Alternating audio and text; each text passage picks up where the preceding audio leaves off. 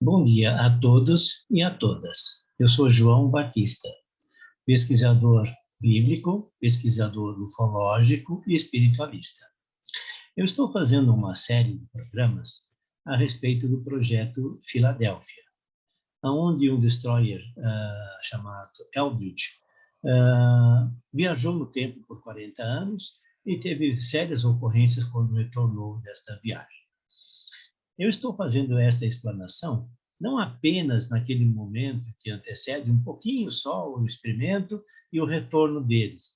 Eu estou fazendo uma explanação que vai desde 1920, alguma coisa assim, onde houve todo um conjunto de fatores que levaram, então, ao projeto de invisibilidade do destroyer Eldridge. Bom, na última palestra, no último programa, eu terminei de fazer a explanação de toda a apresentação formal que o senhor Alfred Bielek fez. O senhor Alfred Bielek fez esta exposição na palestra A Conferência da MUFON, em 13 de janeiro de 1990. Então, lá ele fez toda uma apresentação. Depois, ele respondeu a uma série de perguntas que o público fez. Algumas pessoas gravaram em áudio, outras em vídeo, e depois compilaram, transcreveram tudo isso para documentação impressa. E é isso que eu estou fazendo nesse momento. Eu estou apresentando uma dessas gravações, no caso foi em áudio. Eu só não vou ainda comentar, mais uma vez vou dizer o nome da pessoa, porque preciso entrar em contato com ela para ver se ela permite que eu divulgue o nome dela. Embora esse documento tenha sido colocado na internet e é de domínio público, todos podem copiar, ler, retransmitir e fazer o que for necessário. Mas eu gostaria de conversar com ele, ou tentar conversar com ele, para depois, então, dizer quem ele é. Bom, hoje eu vou começar a ler as perguntas que foram feitas ao Sr. Alfred Bielek a respeito de tudo isto. A pessoa que fez esta gravação em particular, ela perdeu as primeiras perguntas. Quantas perguntas ele perdeu, eu não tenho como avaliar, mas tenho a impressão que não foram muitas. Bom, começando por uma resposta do Sr. Bielek. Por que eu estou começando por uma resposta? Porque eu não tenho aqui a pergunta que foi feita. Mas então vamos ler a primeira resposta que eu tenho do Sr. Bielek.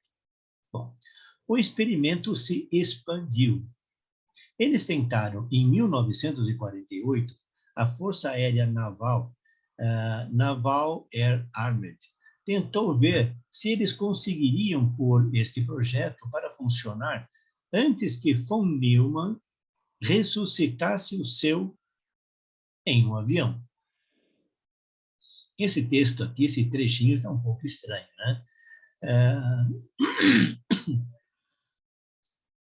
Antes que o senhor von Neumann ressuscitasse o seu. Talvez ele fosse ressuscitar um novo projeto, mas vamos dar continuidade. Eles tinham um F-80 disponível para isso. Eles ligaram a ele algum equipamento mais leve. Bem, você não precisa de toneladas e toneladas de equipamentos em um avião. Então eles o encolheram. Colocaram um sistema a bordo do F-80, colocaram nele um piloto e um radiocontrole por terra. Foram para uma determinada área e ligaram o equipamento. E depois de ele ter ficado invisível ao radar por um certo período de tempo, eles o desligaram. Tudo estava ótimo. Eles retornaram à base e disseram OK. Bem parecia que tinha sido, mas não estavam seguros que tudo deu certo. Eles deixaram o oficial, o piloto e o avião de quarentena por cerca de um ano. Cerca de um ano depois, eles disseram OK, leve-no de novo para cima. Vamos mandar um observador com você desta vez. E nós vamos tentar isto de novo na mesma área. Então, eles subiram e tudo ocorreu bem até eles ligarem o equipamento.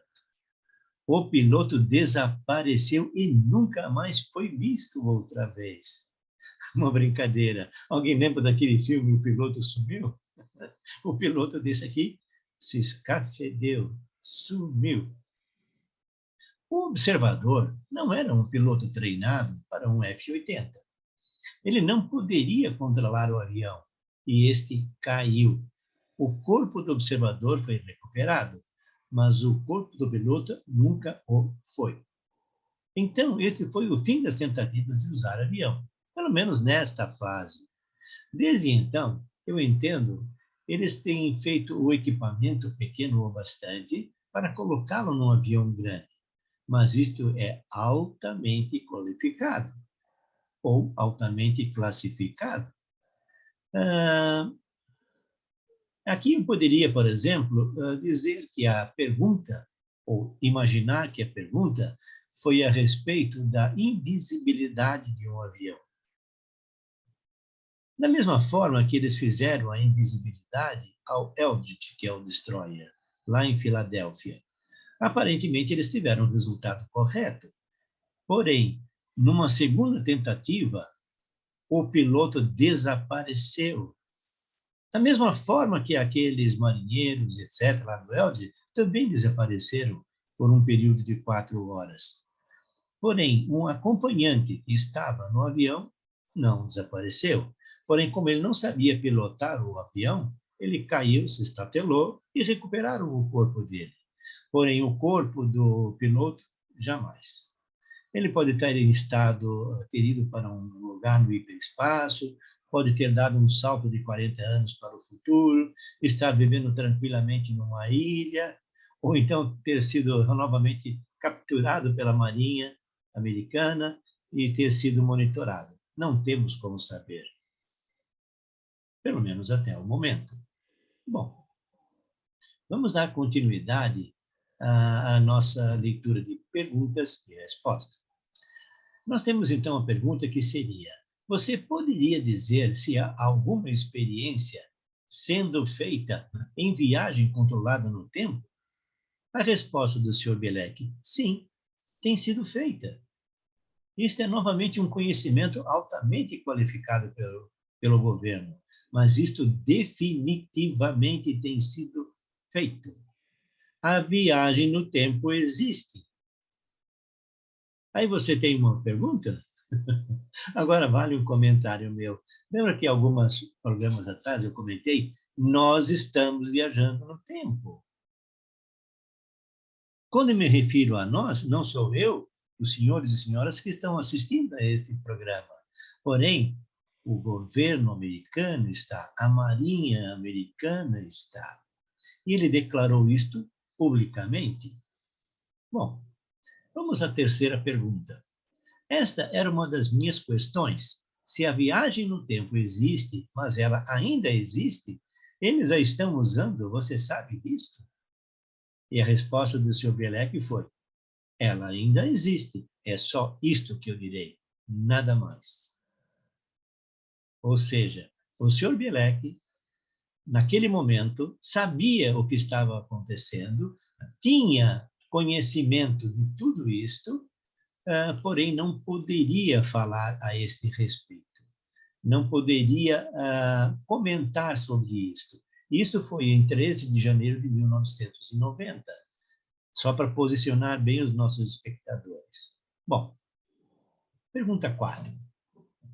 Quando você estava falando sobre a invisibilidade do navio, falou que a primeira experiência foi ótima e que a segunda foi aquela na qual desapareceu. O que quer dizer? Acho que quis dizer com isso tanto invisibilidade em si quanto invisibilidade ao radar foi conseguida, mesmo da primeira vez?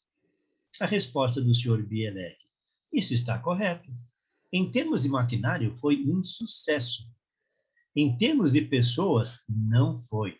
Foi um completo desastre. Agora, um pouco não foi um completo desastre no primeiro teste, no dia 22 de julho. Não foi muito ruim, porque eles mudaram a tripulação e perceberam que havia um sério problema. O segundo teste poderia ter sido um sucesso completo se eles não tivessem acoplado ao projeto Fênix. O que significa isto? Eles acoplaram o projeto do Eldridge ao projeto Fênix. O projeto Fênix é o projeto de viagem no tempo. Continuando a leitura. Isso em termos de maquinário, mas ele foi um completo desastre, tanto em termos de maquinário quanto de pessoal. Vamos então à quinta pergunta. Você disse que eles tinham que ter o seu irmão de volta. Isto era alguma coisa apenas do seu conhecimento pessoal, que eles precisavam dele ainda, ou era aquilo uma espécie, uma grande semelhante ao tempo, uma grade semelhante ao tempo, ou o entusiasmo comum que se poderia ouvir deles? Ou os cientistas deixariam aquilo escapar, ou foi algo que eles inventaram? Percebam que a pessoa que fez a pergunta deixou muitos ous em questão. Um instante. Ele deixou muitos ous no ar, ou isso ou aquilo. Mas vamos continuar a leitura. Né? Resposta. Ele precisava voltar, no caso ele é o irmão do Bielek, por razões que são extremamente sensíveis. Mas ele tinha de permanecer vivo tanto quanto eu, e um terceiro sujeito. A única maneira de dizer isto é que, se ele tivesse morrido e não renascesse depois dos equipamentos e projetos chegarem ao fim, poderia ter havido um problema muito sério. Então, estávamos estabilizando os fatores. Coloquei desta maneira e não irei além deste ponto. Mas ele tinha que estar vivo, e mais ainda, ele está vivo agora, neste momento. Percebam que quando eu digo que ele está vivo agora, nesse momento, não é hoje, em 2022, mas sim lá em 1990, em 13 de janeiro, quando foi a conferência da MUFON. Vamos à próxima pergunta. Você ficou entusiasmado por ter viajado através do tempo e mudado alguma coisa que aconteceu? Poderia isso causar algo que eles receassem? A resposta do Sr. Bielek, entusiasmo, você poderia chamar assim. Eu não sei se há um termo ou expressão que já tenha visto, que descreva isto como você a viu, ou leu em algum lugar. Eu realmente não posso responder a isto com um sim ou não. Apenas que eu não sei. Houve um comentário que disseram, você não poderia fazê-lo, né? Deram muita risada.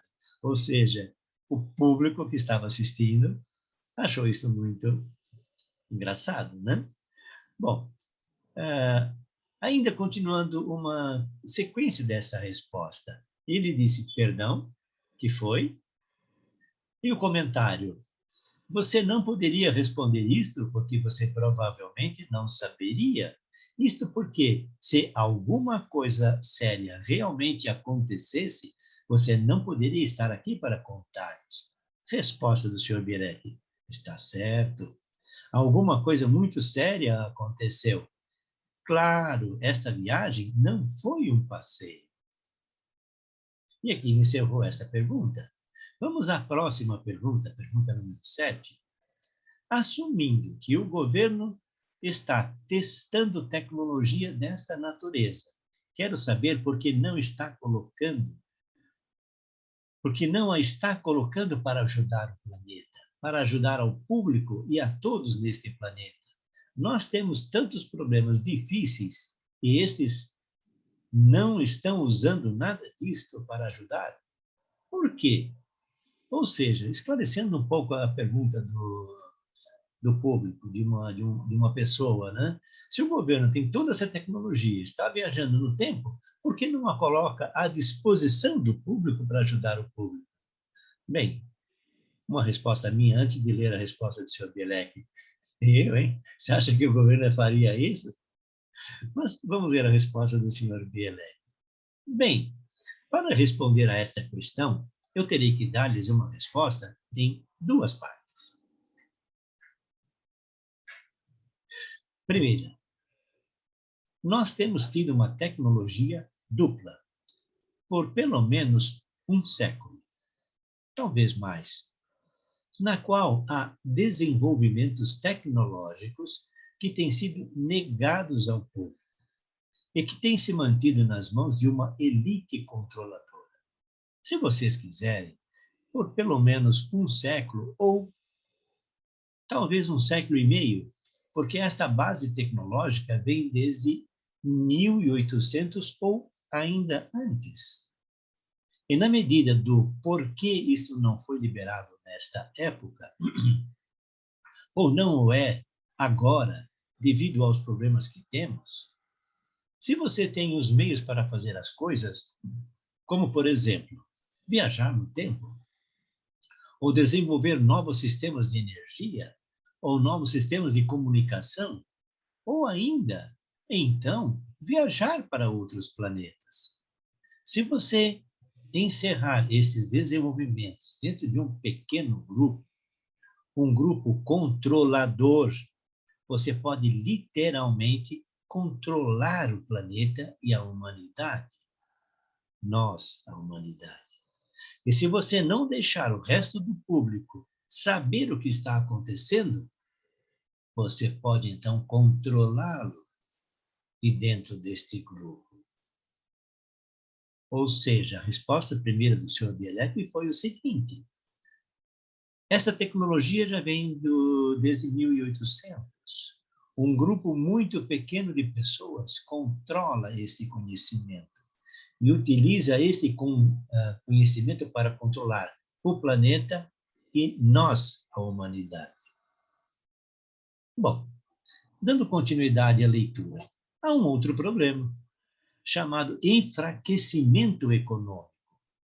Se você for liberar alguns desses novos desenvolvimentos muito rapidamente e muito cedo, você quebra totalmente a nossa atual base econômica, que é baseada em combustíveis fósseis, geração de energia elétrica através de fios e transformadores e coisas assim.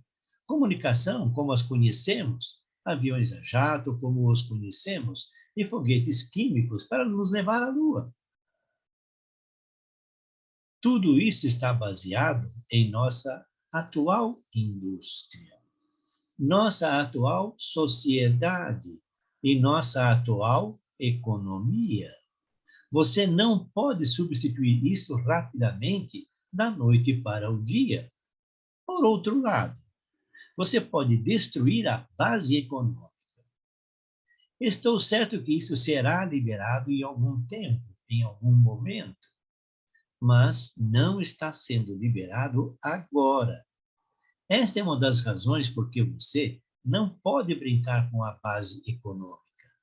E, além do mais, aqueles que são beneficiados com isso, em termos de lucros gigantescos, como as companhias de petróleo, não vão distribuir os seus lucros conosco.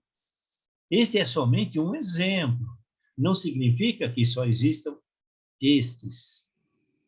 Então, o que significa esta resposta? Eles já têm o conhecimento de coisas muito avançadas do futuro. Por quê? Porque eles já foram ao futuro, eles já sabem as tecnologias lá, eles já têm o conhecimento de tudo. Porém, eles não querem abalar as grandes empresas com a atual economia, quebrando as empresas, colocando à disposição do público, da humanidade, as novas tecnologias. Isto é o controle do planeta, isto é o controle da humanidade. Eles só vão liberar essas informações à medida que eles considerarem necessário à medida que eles considerarem prudente para eles e não para nós. Bom, esse foi um comentário meu no final. Vamos dar continuidade à leitura das perguntas. Você pode, com esta tecnologia, voltar no tempo, digamos, para 1843? Resposta do Sr. Bielek. Você pode ir no passado tão longe quanto queira, ou ir para o futuro tão distante quanto queira, contanto que o equipamento o leve lá. Sim, você pode. Isso é muito legal. Eu queria fazer parte desse grupo que vai para lá e para cá, viu? Ir no futuro, no passado, voltar para o presente.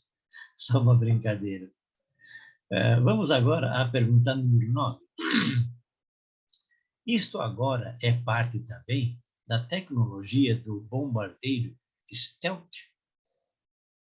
Vou fazer um pequeno esclarecimento. Para quem não conhece o bombardeiro stealth, é um bombardeiro americano que possui invisibilidade ou pouca visibilidade aos radares através da tecnologia com que ele é feito.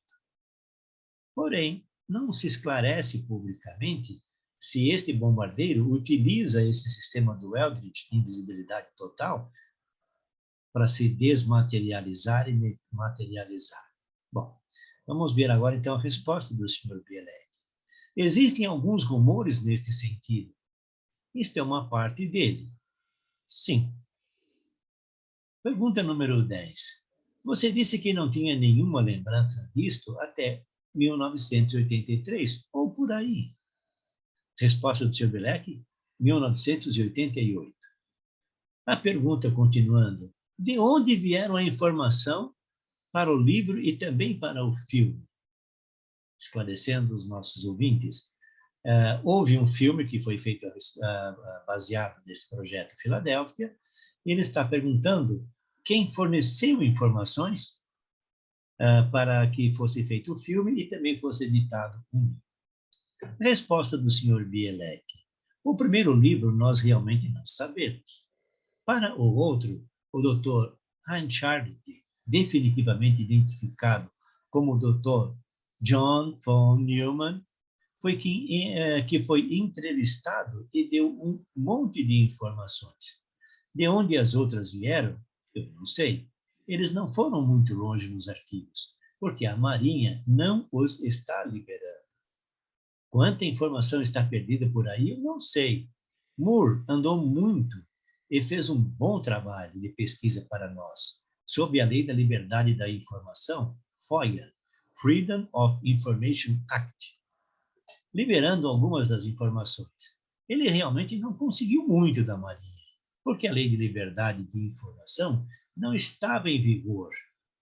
Acho, até cerca de 1981. Ele passou muito tempo tentando tirar o que pudesse de quem encontrava. Continuando a resposta, um novo item, né? O senhor Ivan T. Salderson, ele nunca escreveu um livro sobre este assunto. Ele morreu em 1973. Era muito interessado no experimento da Filadélfia em si. Aqui vale uma observação. Acho que tão interessado quanto eu nesse momento. Bom, dando continuidade à leitura da resposta do Sr. Bielek. De fato, algum material seu caiu nas mãos de Moore. E foi aí onde este conseguiu alguma coisa. Mas onde ele obteve basicamente a informação, eu não sei. Uma ou outra entrevista, uma entrevista em algum lugar por telefone, com a Landy, e quem quer que fosse. Eu nunca conversei com o Sr. Moore. Eu não sei onde ele arranjou a sua fonte, mas as suas fontes são de informação. Não, desculpe aqui, lendo melhor. Ou as suas fontes são de informação. Está dizendo que não tem certeza se as fontes que informaram o senhor Moore foram fidedignas. Bom, eu acho tudo isso muito bonito. tanto as perguntas como a resposta, tanto quanto a apresentação do Sr. Bielek. Nós vamos então à pergunta número 12. E que tal o filme? Resposta do Sr. Bielek. O filme foi produzido pela M. Thorne. A Thorne Industries existe desde alguma época entre 1820 e 1830 no século XIX.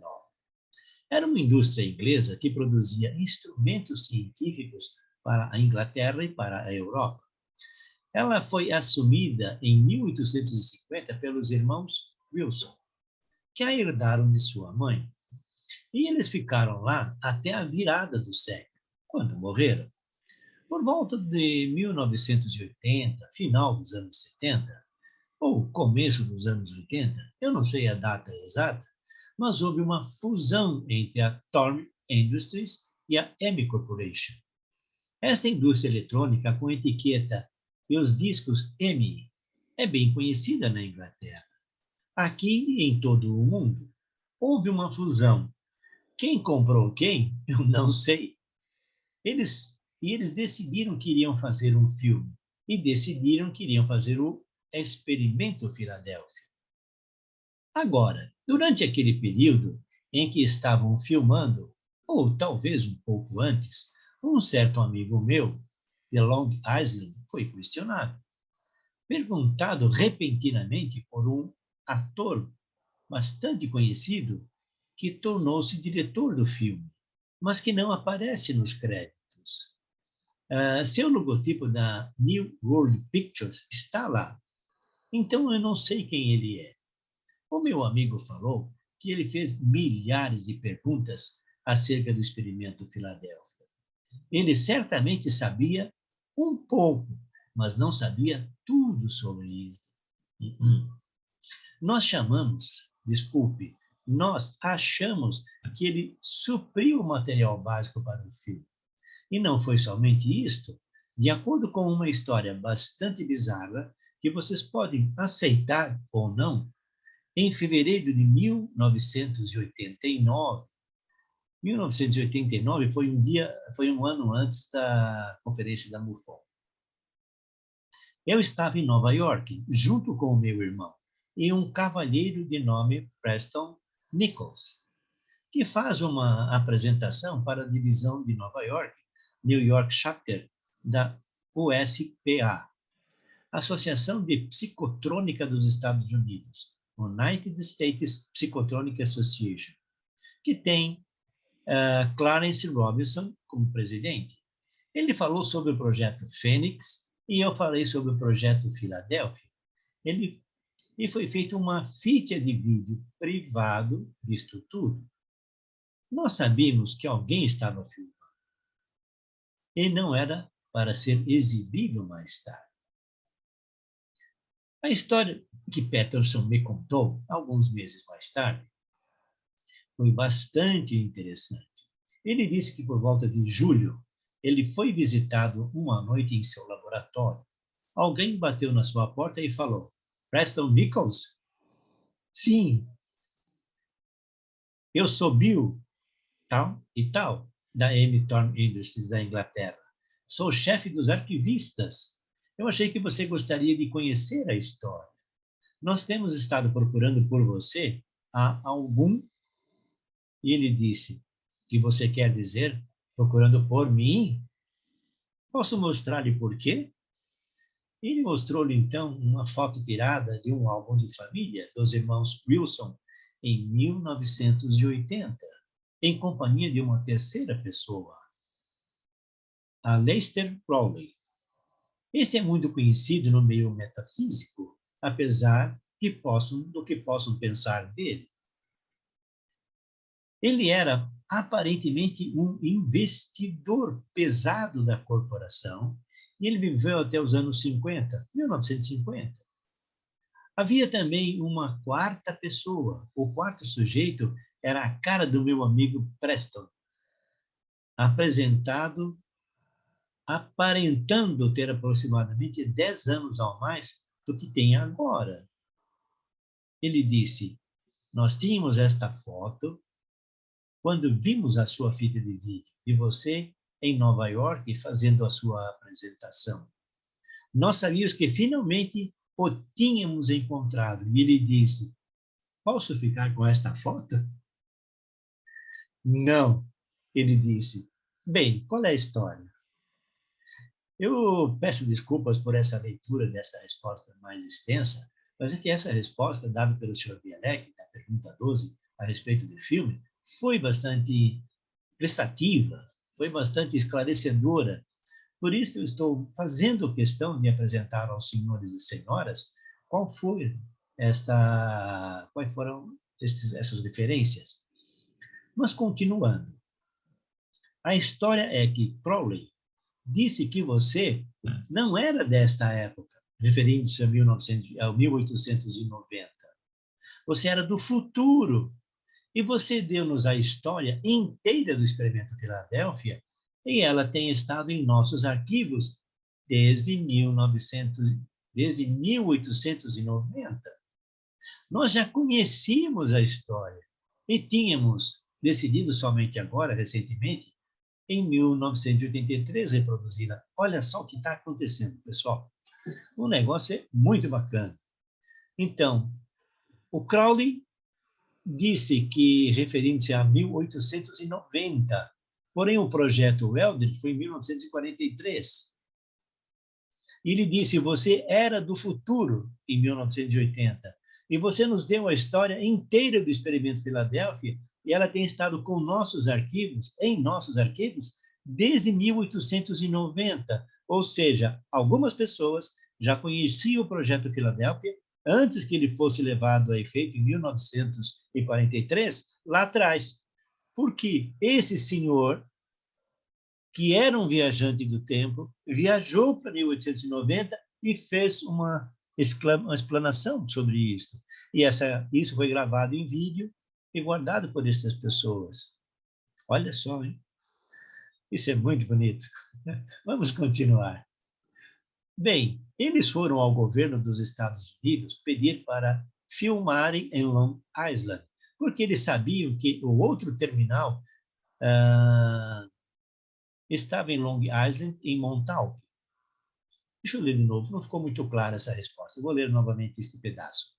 Bem, eles foram ao governo dos Estados Unidos para filmarem em Long Island, porque eles sabiam que o outro terminal, que estava também em Long Island, em Montauk, o governo dos Estados Unidos recusou totalmente a permissão para eles chegarem perto do lugar. Foi então que eles foram para Wendover, Utah, para um outro terminal do 84. Como eles o chamavam? Experimento 84. Olha só, hein? Está cheio de experimento por aqui. Viu? Eu conheço Wendover, Utah, porque trabalhei lá em Salt Lake City e visitei-a um monte de vezes. É a velha base da Força Aérea de Wendover, a qual foi usada intensamente durante a Segunda Guerra Mundial.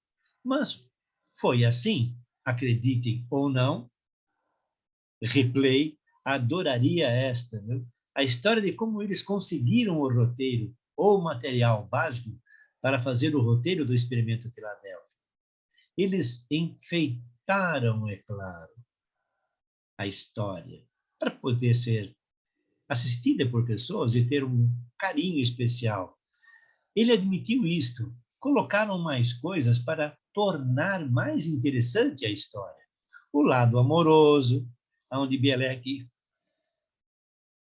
se namorou por uma moça de 1983, as viagens à Califórnia e tudo mais. Então, uma boa parte deste filme é ficção, mas a história básica é um fato real e eles aumentaram para fazer o filme. Ai, ai, o negócio vai longe. Eu vou fazer o seguinte, eu vou ler mais uma pergunta hoje e uma resposta, e vou deixar para o próximo programa, para não ficar muito extenso, muito cansativo, as outras perguntas e respostas. Mas vamos então lá à pergunta de número 13. Você estava um pouco relutante em falar sobre outros altamente classificados projetos que conheceu. Mas, obviamente, o experimento Filadélfia é altamente classificado também. Por quê? A resposta do Sr. Bielek. Teoricamente, o experimento Filadélfia foi desclassificado. Existe uma lei, um estatuto que diz que qualquer projeto do governo que não seja classificado é automaticamente desclassificado após 40 anos. Agora, aquele experimento tomou lugar em 1943. Ele foi terminado em 1943. Como consequência, 40 anos se passaram até 1983. Então, teoricamente, ele foi desclassificado em 83. Agora, um projeto qualquer pode ser desclassificado, mas o governo tem meios de esconder as referências a ele que existam nos arquivos, de modo que você só pode encontrá-lo se souber os códigos numéricos apropriados. Manuais ou relatórios técnicos podem não ser desclassificados. Há uma lei que diz: se for no interesse da segurança nacional, relatórios técnicos e outras informações pertencentes a projetos desclassificados podem não ser liberados. Ou seja, eles liberam aquela partezinha que todo mundo já sabe. O grosso, tudo que foi feito, vai ser muito difícil de liberar. Talvez daqui a uns 100 ou 200 anos. Quando tudo isto for arroz com feijão, quando nós estivermos viajando no tempo, como pegamos um ônibus hoje. Dando continuidade à resposta do Sr. Bielek. Como um exemplo típico, depois da Segunda Guerra Mundial, depois que a Segunda Guerra Mundial terminou, alguns anos depois, as bombas Norton K2 começaram a ser mostradas nas lojas de excedentes de guerra, em Nova York e em todo lugar. Eles as estavam vendendo como peças que variavam de 2,5, de 2.500 até $200 cada uma. Você podia comprar a coisa completa, intacta, mas você não podia colocar as mãos nos manuais, dizer o que elas faziam ou como usá-las, porque estavam classificados como altamente confidenciais, e ainda estão. Mas o equipamento em si, totalmente desclassificado. Ou seja, o governo americano faz um breguete qualquer, classifica durante 40 anos, depois de 40 anos desclassifica e põe lá para vender. Quem quiser comprar, compra um pedaço, ou todo, ou qualquer coisa, mas não diz para que serve e nem como utilizar. Os manuais e todos os detalhes, como utilizar, o que faziam, eles não liberam. Então, você fica com um cacareco em casa. Senhores e senhoras, eu vou, então, terminar hoje esse programa, e no próximo programa eu vou dar continuidade às perguntas que foram feitas ao senhor Bielek para esclarecer os nossos ouvintes. Eu peço a gentileza de as pessoas que estão gostando dessa série sobre o Projeto Filadélfia, cliquem naquele breguetinho do gostei e se inscrevam no nosso programa para que possam receber indicação de novos programas e para que nós possamos crescer e poder contribuir mais com os senhores e senhoras. Deus abençoe a todos e a todas. Namastê. Eu sou João Batista.